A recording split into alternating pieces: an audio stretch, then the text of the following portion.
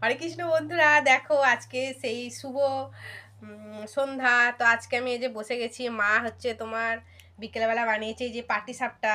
আজকে হচ্ছে পৌষ পাটি পার্বণ। সাপ না রে, এই সরু চাকলি। ভুলে গেছি, আমি নামটাই ভুলে গেছি। হ্যাঁ, সরু চাকলি।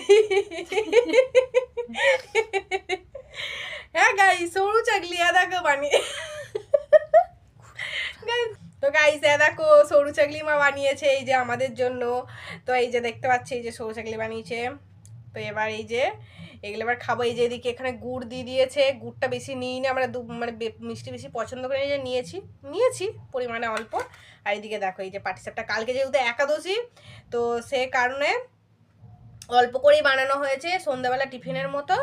তো এটা এবার আমরা দুবোনকে চলো টেস্ট করে দেখি কেমন হয়েছে। তো ভগবানকে হয়ে গেছে ভোগ লাগানো, তারপর আমরা প্রসাদ পাচ্ছি। চলো এবার খেয়ে দেখি কেমন হয়েছে। এই যে গাইস দেখো কত সুন্দর হয়েছে, দেখো পাতলা পুরো একদম, দেখছো কত সুন্দর পাতলা পাড়া। চলো খেয়ে দেখি।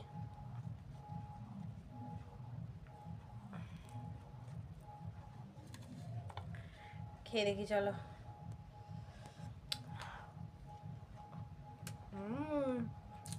ভালো হয়েছে। রাধানির নাম নিয়ে বানিয়েছি বাবা।